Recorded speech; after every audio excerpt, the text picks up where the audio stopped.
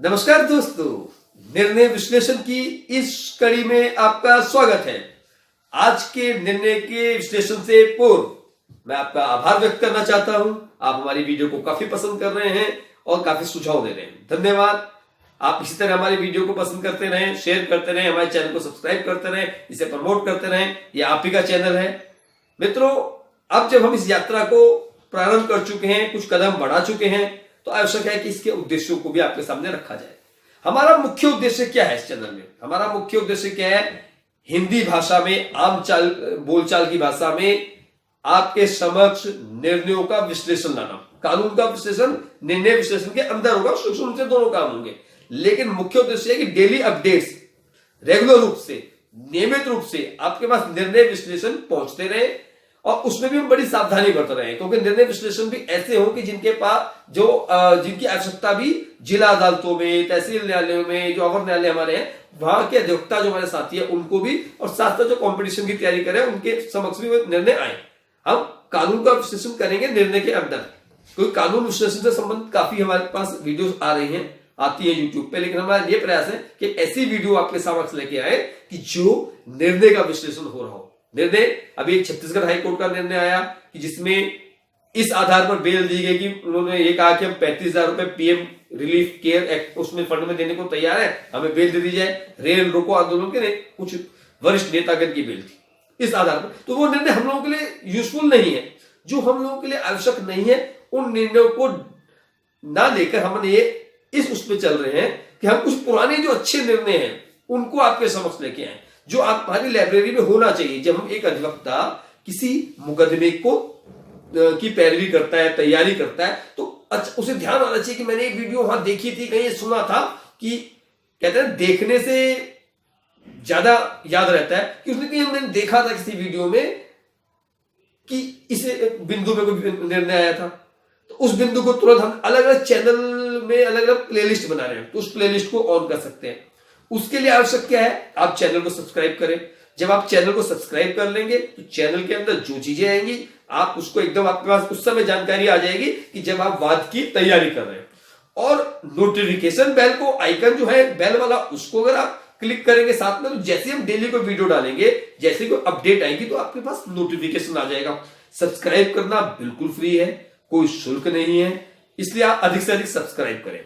अब हम आते हैं, मैंने कहा ना, ओल्ड, किसी पुराने निर्णय का ओल्ड इज गोल्ड कहते हैं। तो एक पुराना निर्णय है और संयोग से आज 19 अप्रैल है, यह निर्णय भी 19 अप्रैल 1968 का है। जी हां, मैं बात कर रहा हूं बेस्ट एविडेंस पे अब तक के सबसे बेस्ट निर्णय की, जो आज भी 52 साल के होने के बाद भी अधिकतर निर्णयों में रेफर किया जाता है।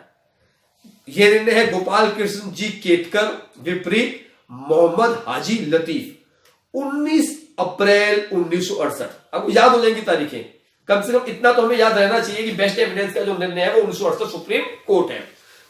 भले पक्षकारों का नाम याद है, पर आपको ध्यान से, आज तो कुछ मित्र हमारे नोट भी कर रहे हैं और अच्छी बात है, उन्होंने बताया कि हम नोट भी कर रहे हैं, लेकिन आप जब हमारी लाइब्रेरी उसमें जाएंगे चैनल में तो आपको हर चीज वीडियो मिलेगी। AIR 1968 सुप्रीम कोर्ट 1413 पे रिपोर्ट किया गया। AIR 1968 सुप्रीम कोर्ट 1413 में गोपाल कृष्ण जी केतकर विपरीत मोहम्मद हाजी लतीफ, 19 अप्रैल 1968। डेट याद करना इसलिए आवश्यक है कि ऑनलाइन जब हम देखते हैं तो डेट ऑफ डिसीजन से भी निर्णय आ रहे हैं, तो इसलिए अब डेट याद करना आवश्यक हो गया है। तो 19 अप्रैल 1968 का निर्णय है।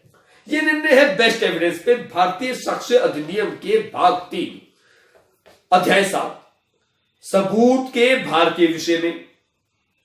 जो अध्याय 7 है, धारा 101 से धारा 114 का तक है। तो ये जो मेन ये निर्णय है, 114 छा पर आधारित है, 114 दृष्टांत छा पर, धारा 114 दृष्टांत छा, सेक्शन 114 इलस्ट्रेशन जी, ये उस पर आधारित है। धारा 114 क्या कहती है? धारा 114 कहती है न्यायालय किन्हीं तथ्यों का अस्तित्व उपधारित कर सकेगा।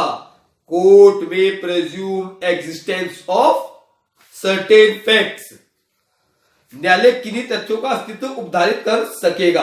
Court may प्रेज्यूम existence of certain facts, न्यायालय ऐसे किसी तथ्य का अस्तित्व उपधारित कर सकेगा जिसका घटित होना उस मामले के तथ्यों के संबंध में प्राकृतिक घटनाओं मानवीय आचरण तथा लोक और प्राइवेट कारोबार के सामान्य अनुक्रम में को ध्यान में रखते हुए वह संभाव्य समझता हो। और इसका दृष्टांत छा क्या कहता है? न्यायालय, इसके बाद न्यायालय उपधारित कर सकेगा, कोर्ट में प्रेज्यूम। और दृष्टांत छा में क्या आता है कि यदि वह साक्ष्य जो पेश किया जा सकता था और पेश नहीं किया गया, पेश किया जाता तो उस व्यक्ति के अनुकूल होता जो उसका विधारण किए हुए है। Illustration G, court may presume that evidence which could be and it not produced would, if produced, be unfavorable to the person who withholds it। यानी कि यदि कोई साक्षी या दस्तावेज, ऐसी एविडेंस जो पेश की जानी चाहिए थी और पेश नहीं की गई, तो यह माना जाएगा कि यह वह उसके खिलाफ होगी, इसलिए वह पेश नहीं की गई। किंतु न्यायालय यह विचार करने में, इसमें किंतु का भी दिया है, किंतु न्यायालय यह विचार करने में कि ऐसे सूत्र उसके समक्ष के विशिष्ट मामलों को लागू होते हैं या नहीं, निम्नलिखित प्रकार के तथ्यों को ध्यान में रखेगा। अब दृष्टांत छा के बारे में क्या कहते हैं इसमें?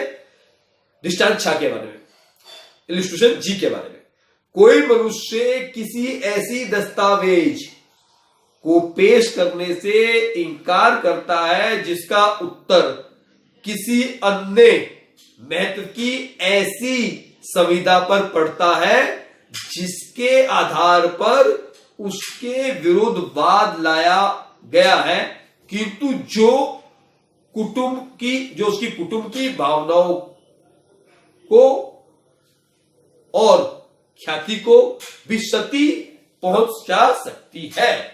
तो इसमें किंतु खंड है कि न्यायालय क्या ध्यान रखेगा प्रेज्यूम करने के समय, उपधारित करने के समय। और इसके विभिन्न उदाहरण हो सकते हैं। अब जो 1968 सुप्रीम कोर्ट है, जब 1968 सुप्रीम कोर्ट का जिस निर्णय का हम विश्लेषण कर रहे हैं,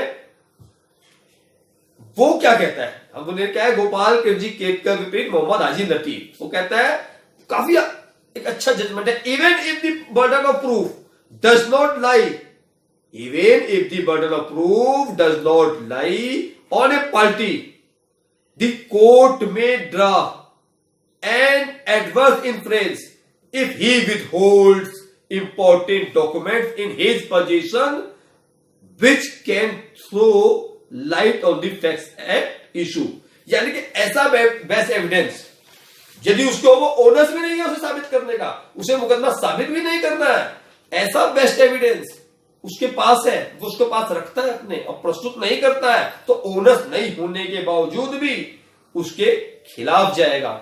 क्योंकि अगर वह डॉक्यूमेंट वह या वह साक्षी, डॉक्यूमेंट भी हो सकता है, कोई गवाह भी हो सकता है, वह साक्षी जो इशू है जिसमें निर्णय देना है उसके लिए आवश्यक है। उदाहरण हो सकता है, मान लीजिए एक वसीयत का मुकदमा आता है, एक पक्ष कहता है वसीयत मेरे पक्ष में हुई है, और अब क्या वसीयत जो कह रहा है मेरे पक्ष में हुई है, पॉजिटिव बात साबित तो उसको करनी है मेरे पक्ष में हुई है, दूसरा पक्ष इंकार करता है कि वसीयत मेरे पक्ष में नहीं हुई है, और जो कहता है कि मेरे पक्ष में हुई है उसने ओनर शिफ्ट कर दिया दूसरे पक्ष पे, और ओनर शिफ्ट करने के बावजूद भी जो व्यक्ति ये कहता है कि मेरे पक्ष में वसीयत हुई है, वह यह निकल के आता है कि वसीयत से संबंधित, मान ली दो सगी बहनों के दो बहनों का वसीयत हो जाती है, या एक व्यक्ति कहता है कि मेरी सास मेरे नाम पे वसीयत करके चली गई है। अब उस वसीयत के मामले में सास जब कहती है कि मेरे पक्ष में वसीयत करके चली गई है, और दामाद जी कहते हैं मेरे पक्ष में वसीयत हो गई है, और दामाद जी मुकदमे को लेकर आते हैं, जब मुकदमे को दामाद जी लेकर आते हैं उस समय जो सास है, अब उनकी पत्नी के बारे में जब पूछा जाता है तो कहते हैं कि जी मेरी पत्नी मेरे कहने में है, सुनने में है और मेरे साथ रहती है, लेकिन वह पत्नी की गवाही नहीं कराते।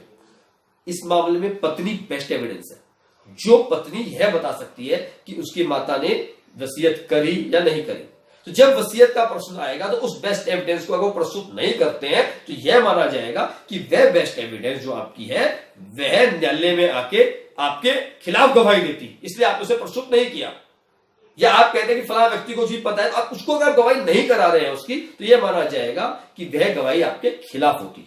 ऐसे ही यदि आपको डॉक्यूमेंट अपने पास रखते हैं, अब वो डॉक्यूमेंट है तो आपकी कस्टडी में, और वो डॉक्यूमेंट न्यायालय के जो इशू डिसाइड करना है उसके लिए आवश्यक है, और आप उसको प्रस्तुत नहीं करते हैं, भले ओनर्स आपके ऊपर नहीं है, आपको साबित नहीं करना है बात को, पर आप उसको दस्तावेज आपके पास है, आप उसे प्रस्तुत नहीं करते हैं, तो यह माना जाएगा कि वह दस्तावेज आपके खिलाफ होगा। तो कोर्ट आपके खिलाफ प्रज्यूम कर सकता है, ये प्रेजम्पशन पे आधारित है ना, कोर्ट प्रज्यूम कर सकता है। इस निर्णय में यही मुख्य है जो आज तक इसे रेफर किया जाता है। बहुत अच्छा निर्णय है, आपकी हमारी लाइब्रेरी में होना चाहिए। धन्यवाद। आपको अगर हमारी वीडियो पसंद आई है तो आप इसे लाइक करें, शेयर करें, कमेंट करें, अपने सुझाव दें। हम इसी प्रकार कुछ एक प्रश्न ये आ रहा था कि हम छोटी छोटी वीडियो के ला रहे हैं अभी, लेकिन हमारे साथ समस्या ये आ रही है कि जो कुछ विषय ऐसे हैं जिनमें बहुत बड़ी वीडियो लाने की आवश्यकता है। अब भविष्य में मजबूरी है कि मैं आधे घंटे से ऊपर की वीडियो भी आपके समक्ष लानी पड़ेगी, क्योंकि सुप्रीम कोर्ट के एक डिसीजन में क्या हो रहा है कि एक डिसीजन में दो पक्षों के डिसीजन आ रहे हैं। अब दोनों को अवलोकन करके जब ऑनरेबल कोर्ट एक व्यू निकालता है तो हमें दोनों पक्षों के निर्णयों को भी उस निर्णय के अंदर विश्लेषण करना की आवश्यकता पड़ रही है। तो उम्मीद यही है कि हमारी सब वीडियो को आप पसंद करेंगे, लाइक करेंगे, शेयर करेंगे, हमारे चैनल को सब्सक्राइब करें। धन्यवाद, नमस्कार।